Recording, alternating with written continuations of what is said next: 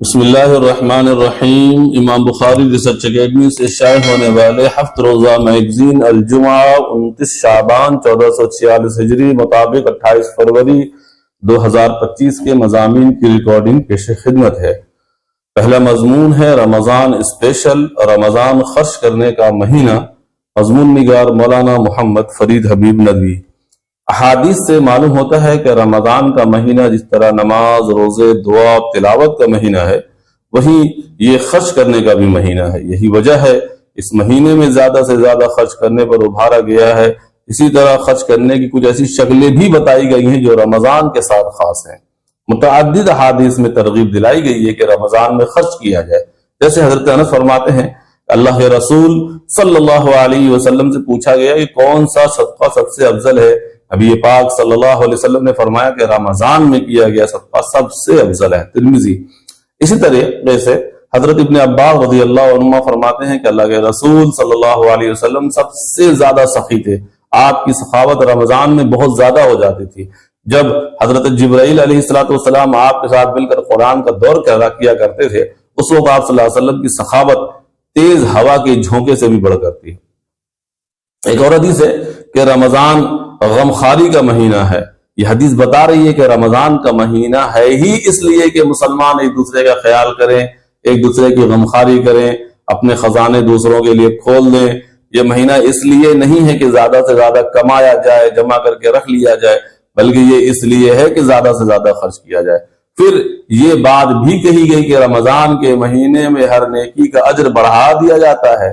چنانچہ ایک حدیث ہے اس میں اللہ کے رسول صلی اللہ علیہ وسلم نے فرمایا، جو کوئی اس مہینے میں نیکی کے اعمال میں سے کسی بھی نیکی کے ذریعے اللہ کا قرب حاصل کرنا چاہے گا تو یہ غیر رمضان میں فرض ادا کرنے والے کی طرح ہوگا، اور جو اس میں کوئی فرض ادا کرے گا وہ عام دنوں میں 70 فرضوں کو ادا کرنے کے والے کے برابر ہوگا۔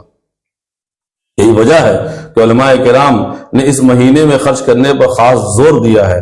علامہ ابن قیم، حضرت ابن عباس رضی اللہ عنہ کی مذکورہ والا جو ہم نے بھی حدیث پڑھی کہ اس میں اللہ کے رسول کی سخاوت کا جو ذکر تھا، اس پر تبصرہ کرتے ہوئے لکھتے ہیں کہ یہ اس بات کی دلیل ہے کہ رمضان میں سخاوت، خیرات، نیکی کے کام دیگر مہینوں کے مقابلے میں زیادہ فضیلت رکھتے ہیں۔ امام نووی فرماتے ہیں کہ رمضان میں صدقہ کرنا افضل ترین اعمال میں سے ہے، کیونکہ اس مہینے میں نبی کریم کی سخاوت عام دنوں سے زیادہ بڑھ جاتی ہے۔ اسی طریقے سے چند شکلیں بھی ہیں جو صرف رمضان کے سے تعلق رکھتی ہیں، جبکہ بعض ایسی ہیں جن کا رمضان سے خاص تعلق ہوا کرتا ہے۔ مختصر تحریر جیسے یہ مان لیے کہ صدقہ فطر ہے۔ رمضان کے روزوں میں ہونے والی کوتاہی اور عید کی خوشی میں غریب اور کمزور لوگوں کو شامل کرنے کے مقصد سے صدقہ فطر واجب کیا گیا ہے۔ یہ رمضان اور عید کے ساتھ خاص ہے۔ کفارہ، رمضان کا روزہ توڑ دینے پر کفارہ واجب کیا گیا ہے، یہ بھی رمضان کے ساتھ خاص ہے۔ کفارہ یہ ہے کہ یا تو مسلسل 60 روزے رکھے جائیں، اگر نہیں تو 60 مسکینوں کو 2 وقت کھانا کھلایا جائے۔ فدیہ، اگر کوئی شخص بیماری یا مجبوری کی وجہ سے روزہ نہ رکھ پائے، آئندہ بھی رکھنے کا امکان نہ ہو، تو فدیہ اس پر واجب ہے، یعنی ایک روزے کے بدلے میں ایک صدقہ فطر کی مقدار غلہ یا اسے قیمت کسی غریب کو دے دے۔ اس طریقے سے افطار کرانا، روزے دار کو افطار کرانے کی بڑی فضیلت بیان کی گئی ہے۔ ایک حدیث میں جس نے کسی روزے دار کو افطار کرایا یہ اس کے گناہوں کی معافی اور جہنم سے نجات کا سبب ہے۔ زکوٰۃ، اگر زکوٰۃ کی ادائیگی رمضان کے ساتھ اگرچہ خاص تو نہیں ہے مگر اکثر لوگ رمضان میں ہی ادا کرتے ہیں، اس طرح زکوٰۃ کا بھی رمضان سے خاص تعلق پیدا ہو گیا۔ دوسرا مضمون ہے عادت اور عبادت میں فرق، درس حدیث قسط نمبر 55، مضمون نگار ابو طلحہ بنارسی ندوی مظاہری۔ عن عمر رضی اللہ تعالیٰ عنہ قال سمعت رسول اللہ صلی اللہ علیہ وسلم یقول انما الاعمال بالنیات وانما لکل امرئ ما نوی۔ حضرت عمر فرماتے کہ اللہ کے رسول صلی اللہ علیہ وسلم نے ارشاد فرمایا، بے شک اعمال کا دار و مدار نیتوں پر ہے، اور ہر ایک کو وہی ملے گا جس کی اس نے نیت کی۔ یہ حدیث اسلام کی بنیادی اصولوں اور شریعت کے اہم قواعد میں شمار ہوتی ہے۔ اس کا خلاصہ یہ ہے کہ ہمارے ہر عمل کی قبولیت اور اس کا اجر ہماری اچھی یا بری نیت پر منحصر ہے۔ ظاہر ہے یہ اصول تمام عبادات، تمام معاملات، عام روز مرہ کے کاموں پر بھی لاگو ہوتا ہے۔ جو شخص کسی عمل سے دنیاوی فائدہ حاصل کرنا چاہے تو اسے صرف وہی فائدہ ملے گا، چاہے وہ عمل بظاہر عبادت ہی کیوں نہ ہو، پھر اسے اس پر کوئی ثواب نہیں ملے گا۔ اور جو شخص کسی عمل کو اللہ کی رضا اور اس کے قرب کے لیے انجام دے گا تو اسے اس عمل پر اسی کے مطابق اجر و ثواب ملے گا، چاہے وہ عمل عام دنیاوی کاموں میں سے ہی کیوں نہ ہو، جیسے کھانا پینا، کاروبار وغیرہ۔ دراصل عادت کا تعلق ماحول سے ہے، عادت ایک خاص ماحول سے ہی شروع اور ختم بھی ہوتی ہے. جیسے مدرسے میں پڑھنے والا بچہ مدرسے میں تو نماز کا اہتمام کرتا ہے کیونکہ وہاں ایک خاص ماحول ہوتا ہے، لیکن جب چھٹیوں پہ گھر آتا ہے تو نمازوں میں سستی ہونے لگتی ہے کیونکہ وہاں مدرسے والا ماحول نہیں ملتا. تو وہ جو اس کی نماز ہے، عادت والی جو نماز ہے، وہ ختم ہو جاتی ہے. اسی طریقے سے دینی گھر میں تربیت پانے والا بچہ والدین کے ڈر سے نیک کام کر رہا ہوتا ہے، یہ اس کی عادت بن جاتی ہے. لیکن جب گھر سے باہر کہیں چلا جاتا ہے تو کچھ عرصے کے بعد اس سے وہ نیک کام چھوٹنے لگتے ہیں. اس کی وجہ عام طور پر یہی ہوتی ہے کہ اس نے ایک نیک عمل کو عبادت سمجھ کر نہیں کیا تھا. جب وہ بچہ جب وہ وجہ یا ماحول باقی نہیں رہتا تو وہ عمل بھی چھوٹ جاتا ہے. اب اگر ہماری نماز عادت کے بجائے عبادت ہوتی تو ہم کہیں بھی ہوتے اس کام کو سنجیدگی کے ساتھ اسی طریقے سے انجام دیتے. اگر ہماری زکوٰۃ عبادت ہوتی تو ہمارا اندرون پاک ہوتا. اگر ہمارا روزہ عبادت ہوتا تو ہمیں تقویٰ پیدا ہوتا. بس یہی ہماری عادت اور عبادت میں بنیادی فرق ہے. عادت ماحول کے بدلنے سے بدلتی رہتی ہے لیکن عبادت نہیں. ہر وہ نیک کام جو عبادت کی نیت سے کیا جائے وہ باقی رہتا ہے، اس میں مزہ آتا ہے، اس کے چھوٹ جانے پر دل بے چین ہونے لگتا ہے. ایسا انسان ہر وقت خود کو عبادت میں مصروف پاتا ہے. پھر فرق نہیں پڑتا کہ مسجد ہو یا بازار، کالج ہو یا مدرسہ، پارک ہو یا ہوٹل، خلوت ہو یا جلوت، ہر حال میں انسان اپنے رب کا غلام بن کر رہتا ہے کیونکہ اس نے اپنی عادت کو عبادت بنا لیا ہوتا ہے.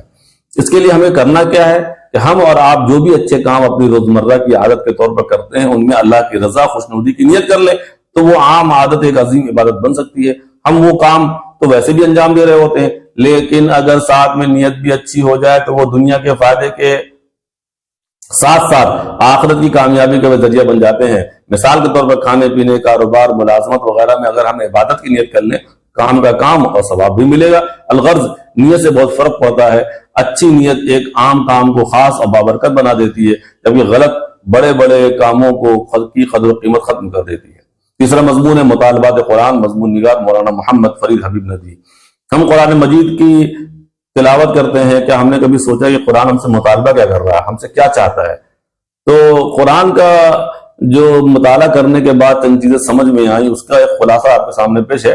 جیسے نمبر 1 معرفت نفس. قرآن کا ہم سے پہلا مطالبہ یہ ہے کہ ہم اپنے آپ کو پہچانیں، ہم کون ہیں، کہاں سے آئے ہیں، کیوں آئے ہیں، ہمیں کس نے بنایا.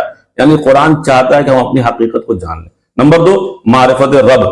دوسرا مطالبہ یہ ہے کہ ہم اپنے اور اس کائنات کے حقیقی رب کو پہچان لیں. رب کو پہچاننے میں یہ بھی شامل ہے کہ جو صفات ہیں اللہ کی ہم اسے اس کی صفات کے ساتھ پہچانیں. یہی وجہ ہے کہ قرآن نے جگہ جگہ اپنے رب کی صفات بیان کی. نمبر 3 بندگی. تیسرا مطالبہ کہ ہم صرف اپنے رب کی بندگی کریں، صرف اسی کی عبادت کریں. قرآن نے سورہ فاتحہ میں ہی ہم سے اس کا اقرار کرا لیا ہے. بندگی کرنے میں صرف یہ بات نہیں ہے کہ ہم دن کے کچھ خاص اوقات میں اس کے آگے سر جھکا لیں بلکہ مطالبہ اس بات کا ہے کہ ہمیں ہر وقت اس کا بندہ ہونے کا احساس رہے. ہم جو کام بھی کریں تو یہ نہ سمجھے کہ اپنی صلاحیت سے کر رہے ہیں بلکہ ہمیشہ یہی سمجھتے رہیں ہم اس کے محتاج ہیں، ہم اس کے سامنے بے بس ہیں، اسی کی طرح ہم اس کے غلام ہیں، اس کے نوکر ہیں. نمبر 4 تزکیہ. چوتھا مطالبہ یہ ہے کہ ہم اپنے نفس کو اچھائیوں سے آراستہ اور گندگیوں سے پاک صاف کریں. ہمارے نفس میں بزدلی، کنجوسی، تکبر، حسد جیسی گندگیاں ہیں.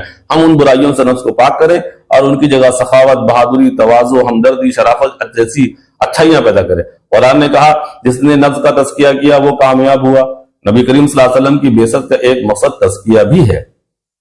اسی طرح نمبر 5 عبرت. ایک مطالبہ یہ ہے کہ ہم سابقہ امتوں کے حالات سے عبرت حاصل کریں.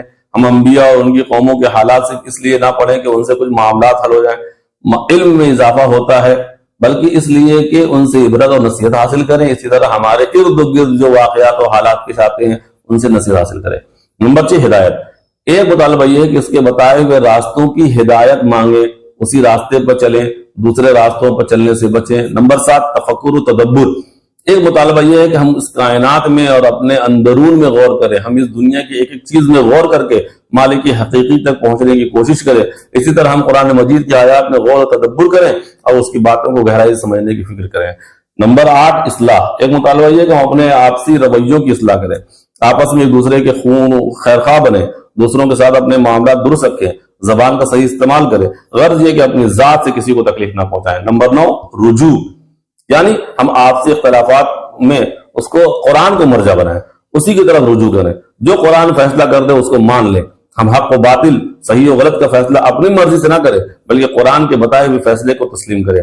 نمبر 10 ایمان، عمل اور تلاوت. قرآن کا ہم انسانوں سے یہ بھی مطالبہ ہے کہ ہم اس پر ایمان لائیں، اس پر عمل کریں، اس کی تلاوت کرتے رہیں۔ مسائل روزے کا فدیہ۔ فدیہ نماز کا بھی ہوتا ہے، روزے کا بھی، یعنی اگر کوئی شخص کسی عذر کی وجہ سے رمضان کے روزے نہیں رکھ پا رہا ہے تو وہ فدیہ ادا کرے گا۔ ایک روزے کا فدیہ صدقہ فطر کے برابر ہے، یعنی 1.25 کلو گیہوں، یا اس کی قیمت کسی غریب کو دے دے یا کسی مسکین کو 2 وقت کھانا کھلا دے۔ فدیہ تبھی دیا جا سکتا ہے جب یقین کو روزہ رکھنے کی نہ اب طاقت ہے نہ بعد میں طاقت واپس آنے کی امید ہے۔ اسی طرح اگر انسان کے ذمے قضا روزے ہیں اور اس کی موت کا وقت آ جائے تو اس پر واجب ہے کہ وہ اپنے ورثاء کو، یعنی ضروری ہے کہ اپنے وارثین کو روزے کے فدیہ ادا کرنے کی وصیت کرے۔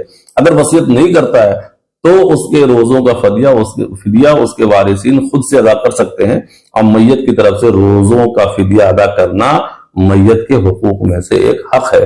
السلام علیکم ورحمۃ اللہ وبرکاتہ۔